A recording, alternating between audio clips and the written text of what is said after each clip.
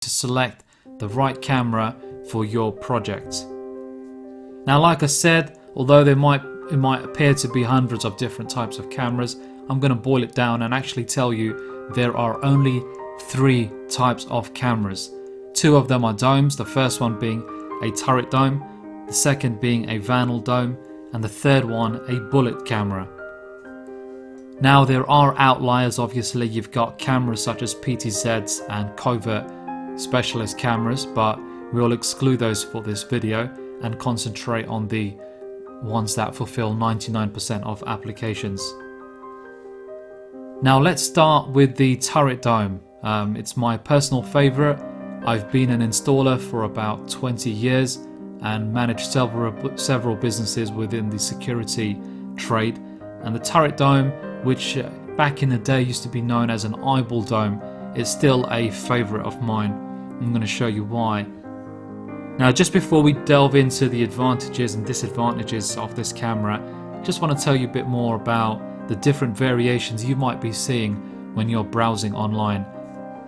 So let's take the turret dome. Now, all 3 of these are turret domes, although they look slightly different, and the one on the right appears bigger. The reasons for the change in look and size is due to the lens and infrared variation. So on the left hand side you can see it's a slightly smaller camera with limited infrared, about 15 meters. In the middle, again, it's still a fixed lens, 30 meter IR, and on the right hand side, which is the largest camera, there's a varifocal lens. The reason for the size is to accommodate for the lens. Now you'll see the same thing with a vanal dome. You'll see 3 different sizes.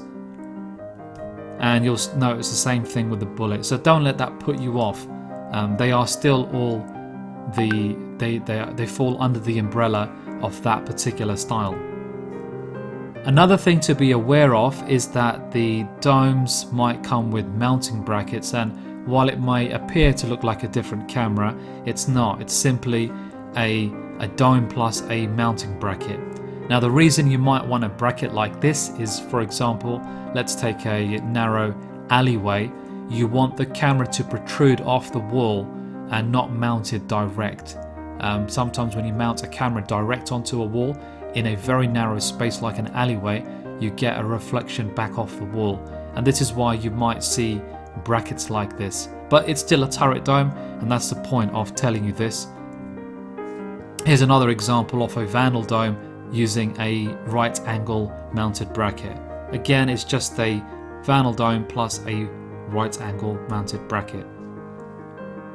Now let's tune back into the turret dome. If you Google turret, you'll get a definition like a tower within a tower, or in military equipment, it's a mechanism within a mechanism.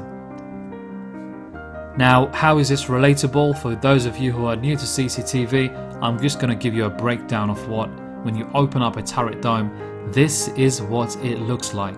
So you have a mounting base, you have the enclosure, the main body, which is the actual camera, you can see actually sits on a ball. And then to close that all off, you would have a mounting ring. So that's why it's called a turret. It's because it fits within these 3 different parts, almost like a mechanism within a mechanism. Let's tune into the advantages of a turret. The first thing you can see is that your cables are nice and hidden because they fall behind the base plate. If you're fitting in a house, this might look like the cables falling behind the soffit board, with it looking nice and tucked away. Here's an example of an installation in the United Kingdom. You can see the front door on the left, and this is a brilliant choice for this type of application. Not only does the camera look nice and discreet, the cables are hidden and doesn't protrude out too much, and it looks like it's meant to be there. In this type of application, the last thing you want is a bullet camera. Mounting a bullet camera not only increases the security risk because you could essentially hang off the bullet and push it off. It's a bullet camera you want to fit out of reach. So this is one of the advantages of a turret, is that you've got all the technology nice and compact, and it looks the part. Another advantage is, let's go back into the design of the turret. Because the camera fits on a ball, you can ceiling or wall mount it. So you can actually fit the same camera on the wall and just maneuver the ball so it's facing the right way round. Now in these pictures you can see the little box above, that's known as an IP enclosure. What that does is that's where the short cable from the camera meets the cable that goes back to your recorder. You don't need to use this. Sometimes you can actually get that cable fed straight through the wall. Other times you can use what's known as a deep base, which is designed for that particular camera. That allows you to have the junction sit right behind the base plate. Another advantage of the turret, which you may or may not be aware of, the reason it looks the way it does is because the lens and infrared are separated by a different ring. This prevents something known as IR bleed, which can occur in other cameras. We're going to go into this a little bit later. So if you look at the images on the left hand side, the reason those two circles exist, the first one is actually an infrared and the one on the right is the lens. Now you have the same idea on the second camera. You can see the lens in the middle and almost a square rectangular piece which separates the infrared from the lens. That gives you a nice infrared image like is shown. Now like I said, this isn't the case with all cameras. For example, let's take a Vandeldome where the lens and infrared actually sit within a mechanism and are closed off by a polycarbonate cover.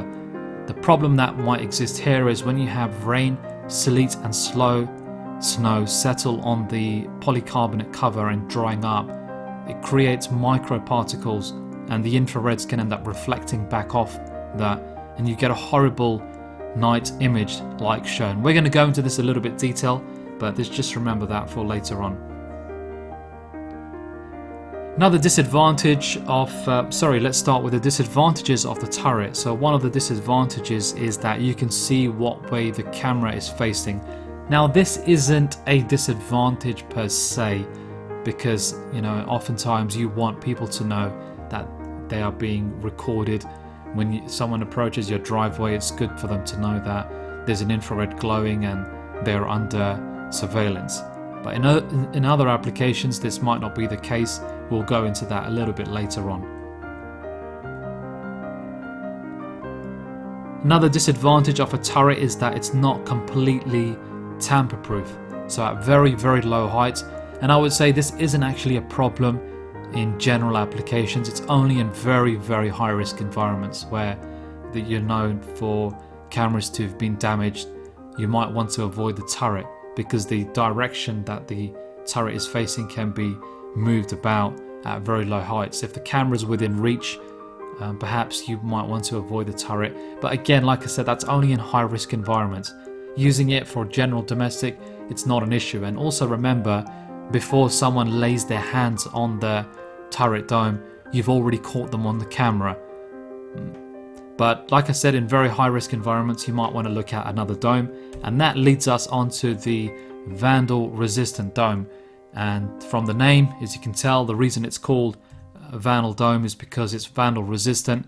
The cover that protects the camera mechanism is usually made out of polycarbonate, which is very difficult to break. I mean, to be honest with you, you can break anything with enough force if you're forced to do it, but it's a very difficult camera to break. If you are going for this, look out for the international standard known as IK10. That gives you some guarantee that you're buying a proper vandal resistant camera. So in very high risk environments, this is a great option. I used to do some consultancy for some nightclubs in London, and we used to choose the vandal dome because they were fitted at a lower height. And you can imagine what the drunk Brits on Fridays are like, not the most pleasant of people. And so the vandal dome is what we chose for a number of nightclubs. We actually solved the night vision issue with a technology I'm going to show you later on. So like I said, when the camera's within reach, this might be a good option. The other good thing with a vandal dome is because of the non-reflective or almost a reflective type of cover, when you're looking up at the Vandal Dome, you can't see what way the lens is facing. This is actually an advantage for certain retail applications in large spaces.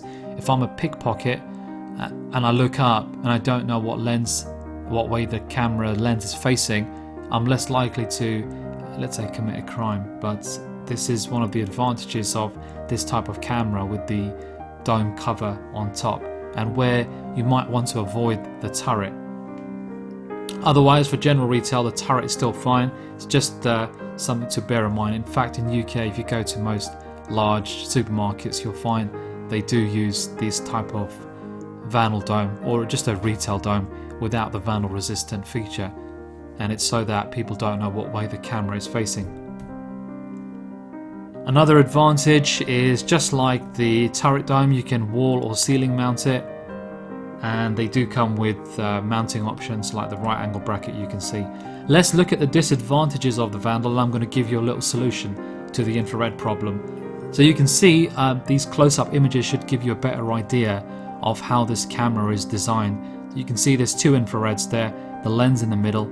It's all the same mechanism, and then to close it off you would normally put the vandal resistant bubble.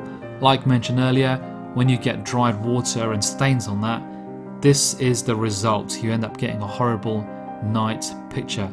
The reason this happens is that the infrared, which sits behind the bubble, ends up reflecting off the dirt and bouncing back. The other problem you might have is if it's not sealed properly, you have what's known as IR bleed, where the infrared is almost leaking in to the lens. There is a solution for this, which I've shown here. Now, both of these images are on the same site. So it was initially fitted with the Vandal dome with some infrareds, and you can see the type of image the customer was getting, and they switched it over for a low light Vandal dome, which doesn't rely on the infrared. Now, the other advantage of the low light technology is you get a color picture. While the image on